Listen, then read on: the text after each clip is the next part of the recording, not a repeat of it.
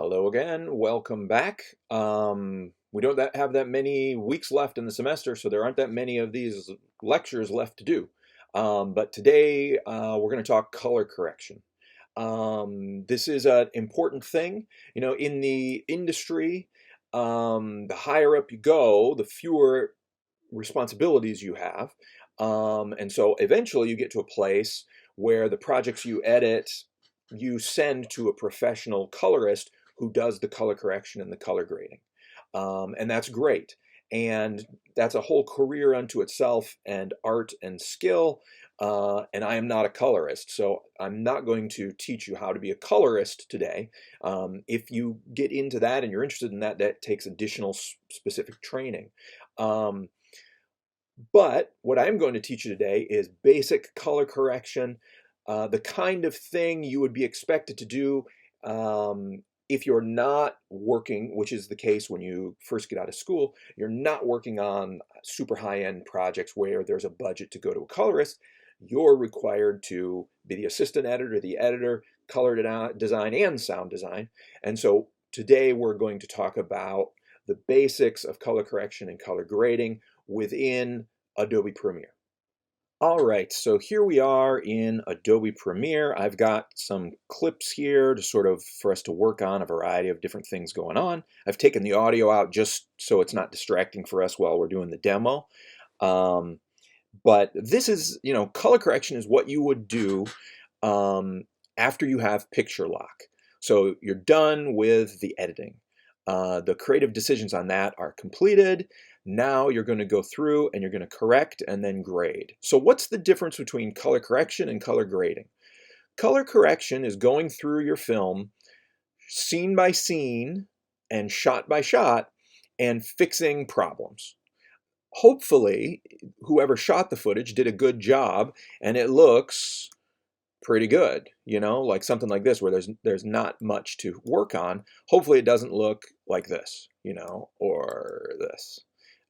But in any case, this obviously needs correction, but even just a raw shot straight out of the camera um, requires just some basic attention in the correction phase. Okay, so the first step is to go through and correct all the shots, make sure you know mistakes are fixed, and most importantly, make sure they match between each other, so that the colors and the exposure and the hues match between shot to shot to shot. And that's why you need to do this scene by scene, okay? Because one scene, all those shots in there need to match. So you're going to go through and correct all those. Now, after you've done that and everything's corrected, that's when you go back and you do color grading, which is more giving a film a look or a style.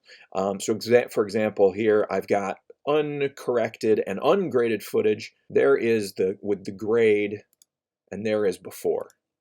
So you can see there's a different look to the colors. There's a style to it. So it's in the grading, not the correction, where you give it all a golden look, or you give it like all your shadows are really inky and you create a sort of stylized look. That's in the grading, which is the second phase that we'll get to.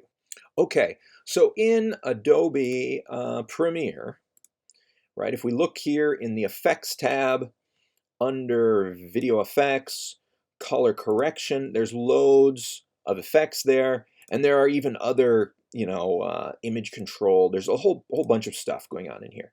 And there are times to use that, but for the most part, when you're doing color correction and color grading, the easier way to work is to use this tab up here, which switches your workspace for color correction. So we click it and see our windows shift around.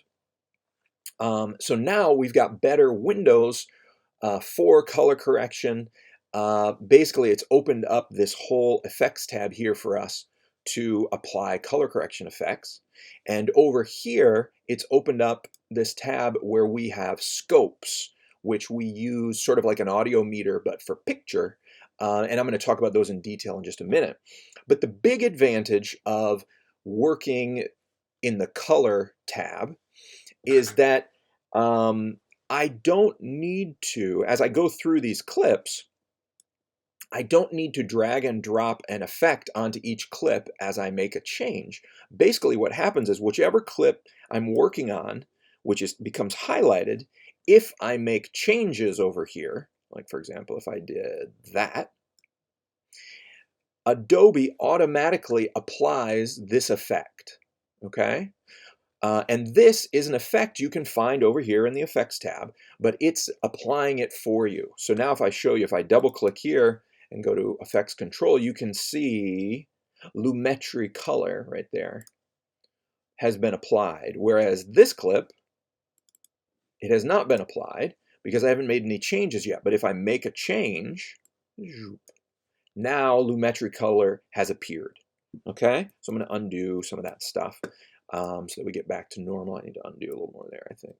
There we go. So that's the big advantage, is that you can go through clip by clip, and if you don't make any changes, no effect will be applied. But if you do, go ahead and start making the changes, and and Adobe is putting the effect right on the clip. Okay, so Lumetri Color is a really great effect.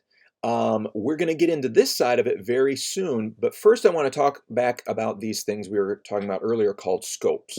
So you click on scopes, and you may see a variety of different things here. Let's see, how do you do it? If you right click on the scopes window, you'll see all these different options, and whichever ones you click here, boop, will appear. So you may actually end up with, seeing something that has a whole bunch of scopes, and you may want to right click and remove some scopes. The scopes, and what are scopes? Scopes are exactly what I said. They're like audio meters measuring exactly the information in pixels. Some of the scopes measure color information. Some of the scopes measure brightness information. Okay, these are the three scopes we're going to tend to want to look at. Actually, there we go. The wrong one up there. These three. Okay, so we're going to tend to look at, let me switch to waveform Luma. Okay, we want this scope, which is called the waveform. Okay, this is a waveform monitor. To get it, you right click, you say waveform, and then once you have a waveform, there are different flavors of waveform. We want Luma. Luma means brightness. Okay, so that is waveform for Luma, which is brightness. The next scope we want is RGB Parade, which looks a lot like the waveform, but is telling us color channel information. So the red channel, the green, and the blue is what this tells us, and it helps us understand the color better, because we cannot trust our eyes, just like we cannot solely trust our ears when we mix sound. And then finally, we want the vector scope, but we want the vector scope YUV, not HLS, okay? We want the YUV vector scope, which is another scope that's going to tell us about color information, okay? And we will be using these at the different stages of color correction as we go through. Okay, so if you're color correcting a scene, remember you're going scene by scene, you probably want to start with like a master shot, okay? And you want to color correct that shot first, and then assuming you shot it all at the same time and things are relatively close, what you're going to do is copy and paste the corrections you made to that clip to the next clip, and then maybe make some subtle changes and then keep going from there, okay? Now, I'm going to correct this clip here and imagine it is my first shot in a scene. And remember, this is correction, this isn't stylization. I'm not grading yet. Okay, so the first part of color correction, we always want to start with this step, is we want to look at the tone or the luminance, which is the brightness and darkness. Nothing to do with color.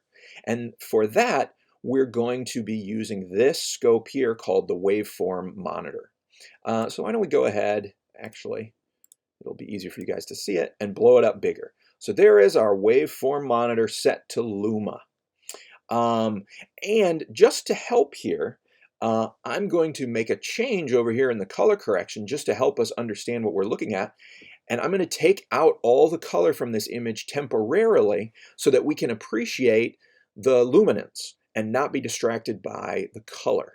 And to do that, I can just grab the saturation and drag it all the way down. Okay, so there is my clip where I'm just looking at the blacks, whites, and grays, okay? And that's what this waveform monitor is measuring. So what we first want to do is start understanding, how does the waveform monitor work? Okay, here's how the waveform monitor works. It goes up and down, and it's measuring brightness in IRE levels from 0 up to 100. 0 is absolute black, no texture, no nothing. And 100 is absolute pure white, no texture, no shadow, nothing on there.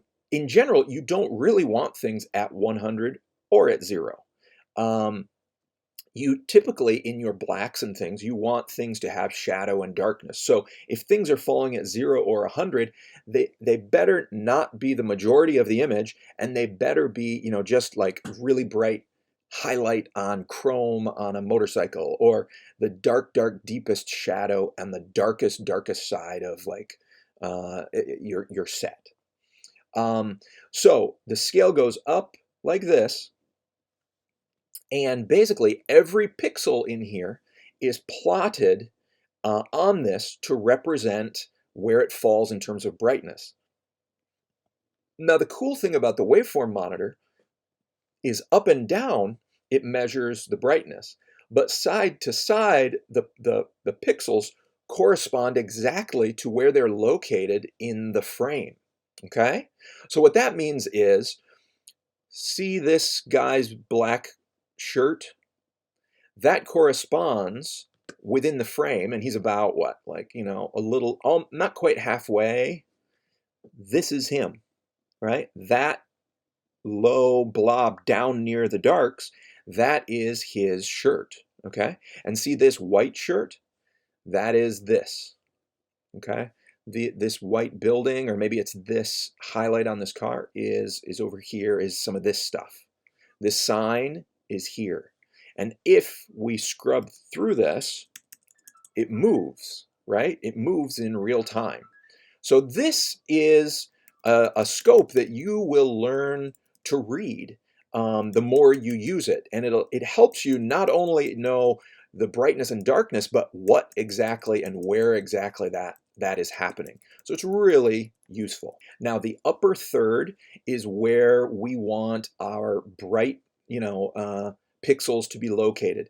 Things that are white, things that are bright gray, right? The middle third is where our gray tones should fall. So, you know, people's skin, for the most part, should be down in the middle third. Your gray card, you know, that you're using should fall right about at 50 here. And then the lower third is where we want to see our shadows, our dark things down in that area. Now, if you get in the habit of including a shot of your gray card on every camera setup, that could be a really helpful calibrator to line up to the middle of your waveform. Likewise, if you have you know, a piece of white paper or a piece of black paper in the image, you can very easily then pull that up into this upper third and bring the black down here. So that's something to keep in mind as you go. That's what a professional crew, you know, a cinematographer would do during camera tests. You would test all this out, and you would have white and black things in the image that would then appear in the waveform for you to recognize how this you know, lighting situation is working for you. Okay, so the first thing we want to do when we're correcting a shot is to look at the waveform and think about our brightness and darkness. Now, for this shot, let's see, this is probably his shirt, this is this sign. Now, we're pretty good. This shot was exposed pretty well. We have probably a little room here to maybe yank up our whites just a little, get some of our whitest whites up here near the top. And likewise, there's a little room for us to bring down our blackest blacks just a little bit. But we don't want things smashing down on either line. So this is looking pretty good. Now, how would we make changes to this? So let's go over here to Lumetri.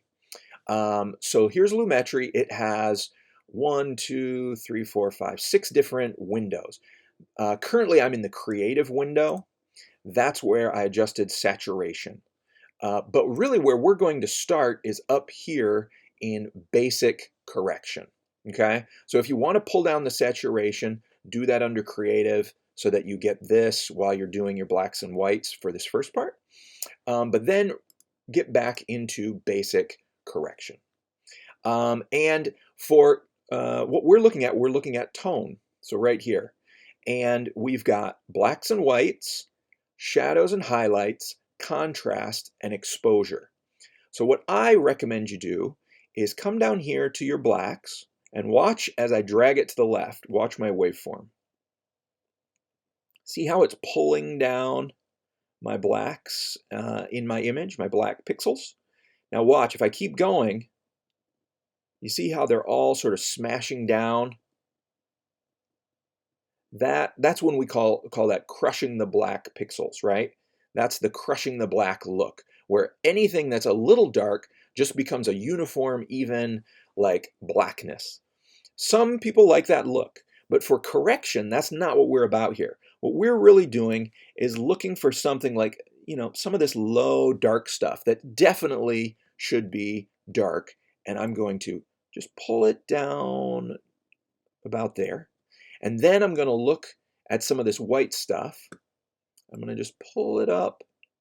Now that white shirt isn't pure white, so I don't want to smash it up there. You see, we start losing detail, right? And actually, I think that's not the shirt. That may be the sky.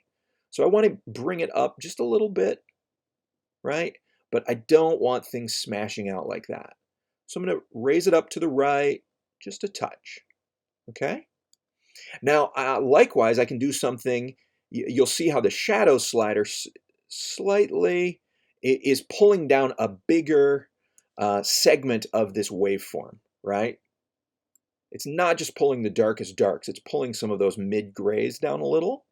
And likewise, the highlights is pulling up some of those mids. And then contrast is trying to stretch the whole thing apart. Now, as I said, this image doesn't have that many problems. So I'm going to reset this. Another thing you can try is to click the auto button, and basically Adobe will automatically look for the darkest pixel, peg it here, look for the brightest pixel, peg it there. You can take a look at that. Sometimes you get good results. Sometimes it goes too far. So let's take a look. See, it barely did anything because this is a pretty well exposed shot. So I'm going to reset that, and I'm going to go back to what I did originally. I'm going to pull, it looks like just pulling down our blacks just a touch, yank up the whites just a touch, and then I'm going to bring back my saturation back to 100. All right, and now I want to see a before and after. And with this, it's not going to be much, right? Because this was a really well exposed shot. But you can see I'm expanding the dynamic range of this image just a bit. Now, what might be helpful is for us to look at a different shot. Now look at this shot. Overexposed, we've got problems. Even before you look at this shot, just by looking at the waveform, you can totally see we've got trouble. Now, this is so much trouble, there's not much we're going to be able to do to help this, but let's try, okay? First, I'm just going to see what they say to auto. Shrunk. Yeah. So you can see what they're trying to do. Basically, there's nothing black in this image. So it's trying to pull down something to be black, but then when it does it, it brings down all this other stuff that should be brighter. And that's the problem. This image is overexposed from the get-go, and there's a limit to how much you can fix in correcting something. So let's try this manually. I'm going to pull the blacks down. Yeah, there's nothing there. It's so overexposed. pull the shadows down, helping a little. And then let's see if we can restore some of the white a little. We're bringing that down a little. The highlights, bring that down. Let's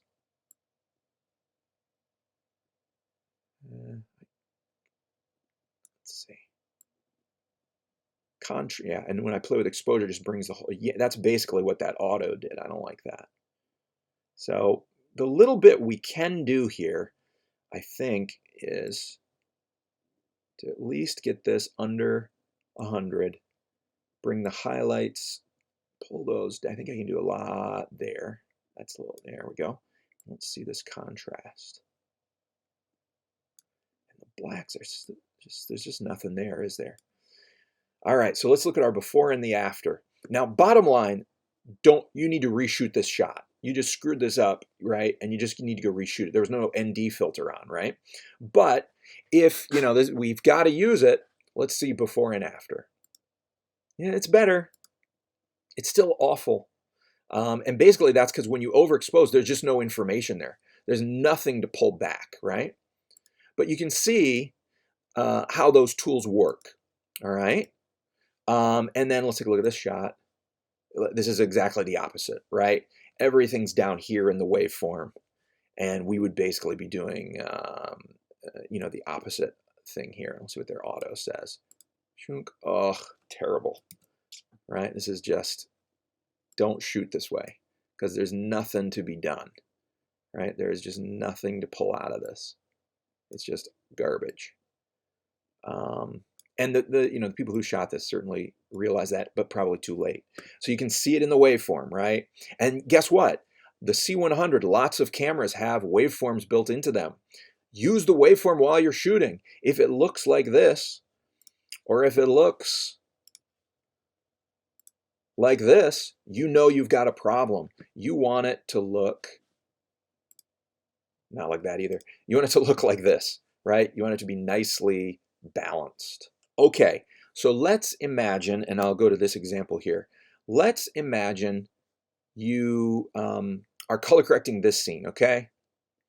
And I'm gonna pick this master shot, something like right here. I need some skin tone. I didn't keep her there. How about, all right, we'll just go with this. I'm gonna color correct this. And get the luminance where it should be. Let's see what auto says. Hey, that's not bad. I feel like, let me see the before and the after. I feel like it goes just a touch far. So I'm going to see what they did, reset it, and then do it myself with a little bit more of a fine touch, just to expand that dynamic range just a bit. Looking good. Okay, so then I would move on. So my luminance is good. So I don't need to look at the waveform monitor anymore on this particular shot. What I need to do is to move on to white balance, which if you look here in basic correction, there's tone, that's what we were just working with, and now here's white balance. So now we're going to move on to white balance and fix any issues there. To do that, we're going to turn back on the vector scope, YUV, and RGB parade, and we're going to turn off the waveform. Now, this is a great shot that was nicely white balanced. So it's not going to have a lot of issues, but you know, we'll talk about it right here. The first and easiest way to fix white balance is if you have something white in the image, which we do, her shirt, white balance, click on something white, boom. And we see just a very subtle change. So let's talk about the scopes here. The easiest one, I think, to understand first is the RGB parade, which is basically a waveform monitor, but for color channels. And it works the same way, from dark to bright, but it's only showing you red pixels, green and blue, and then obviously they mix to turn into all the colors we see here. And what you can learn from this is if one of these channels, like the blue or the red, is much taller or shorter than one of the others, you're going to see it here in a tint, okay? And that is what we're trying to fix with bad white balance. Now let's go to a better example of screwed up white balance. So there we go. This is much easier to see, okay? So you look over here and you probably notice this looks like it's too blue. Then you look at the RGB parade and you recognize it is totally too blue. Look at this, right? This is totally too blue. The vector scope, and let me explain how the vector scope works. So the vector scope, the very center here is no color and no intensity of color or saturation, okay? And then as you go out from the circle toward these targets, you're getting more saturation, so the colors are getting more and more intense, and they're getting going toward that particular color. So red is up here, yellow is here, green, cyan, which is kind of like bluish, blue, and then magenta, which is a purplish, type of color. And so you look in the middle, and where this ghosty looking image is shifting, is showing you what direction, right, what this color is tending toward. And this is obviously headed way out here toward the blue, and it's fairly saturated too. It's fairly saturated because it's getting near this sort of polygon line around here, which is saying anything outside of this is oversaturated. So you want to keep things in there. So both scopes are indicating, hey, we're really blue. So let's try the old-fashioned trick. Fortunately, he's wearing a white shirt. So we click eyedropper, click something white, bam. That's a great example of how, how well that eyedropper there can work for us. Let's do a before and an after. Look at the image, look at the difference. Look at the scopes. Look at the blue and the red, look at the difference, right? It's the blue coming down, the red coming up. The green doesn't change all that much. Well, I guess it does. And then look in the vector scope, and you can see it going from shifting way blue to much more centered. Okay, so here's our typical shot where the white balance eyedropper did a nice job. We're all pretty even here. The vector scope is leaning red, but that's okay, and I'm going to talk about that here in just a minute. If our RGB is looking like this, then this is not a concern in the vector scope, and the reason why is skin tone should fall along this line. This diagonal is where skin tone should generally fall. This is a medium close-up with lots of skin, and then the few things that aren't, we've got red and we've got this couch, which are falling over here as well. So I'm happy with this vector scope and all of this. But what do you do if you have a shot with nothing white in it? And let's go with a shot like this. How do you correct this shot when you can't do the eyedropper because there's nothing white in here? And we're going to pretend her sweater isn't white, okay? Well, the first thing is, remember to always record something white. The flip side of your gray card is white. Flip it over and always get a shot of that in your shots. It's going to help you in color correction. But let's say some things happen. Here's your shot. You need to color correct it. We look at this. It's pretty good, but it does look like it's a little redder than it should be. So how can we color correct this without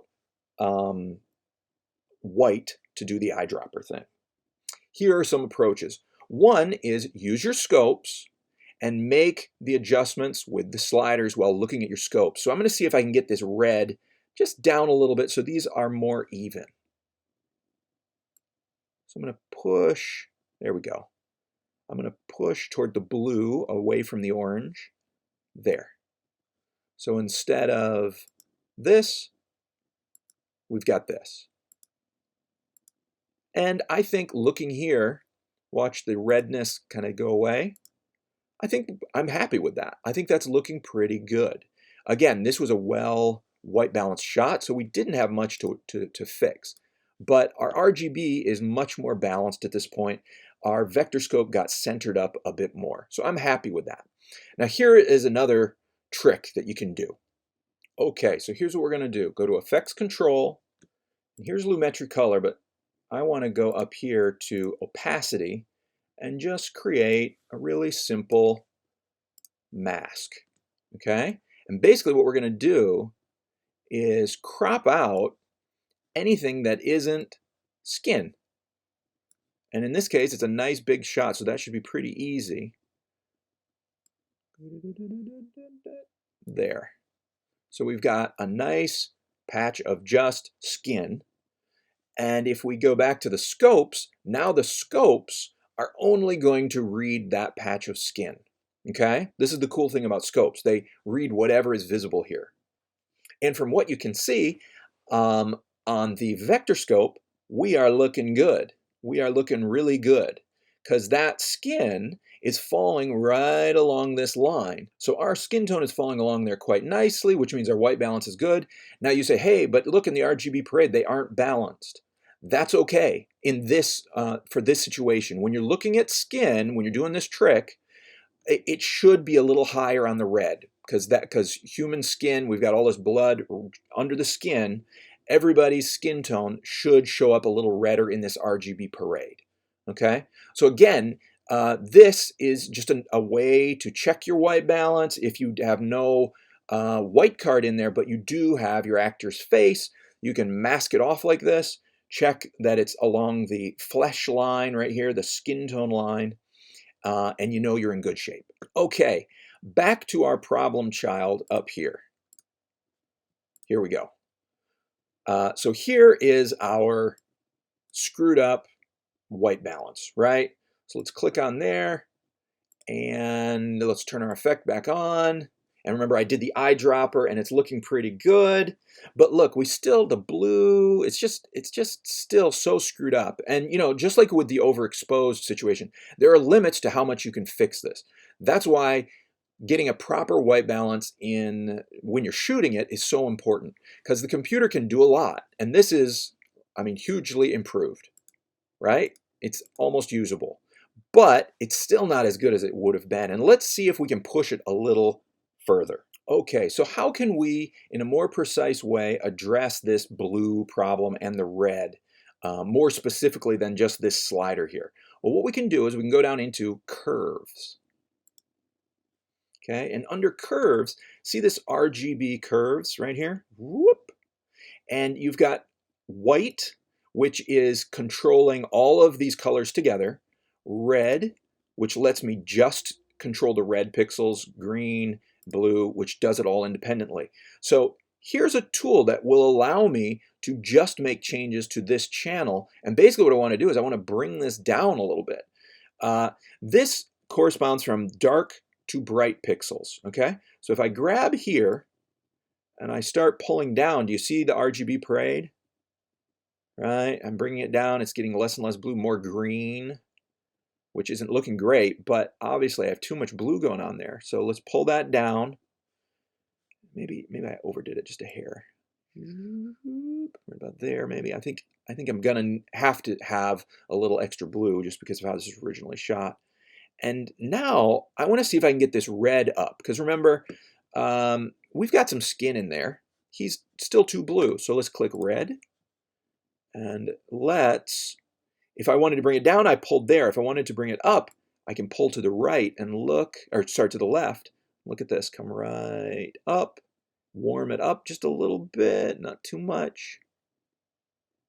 There. So our RGB is looking better.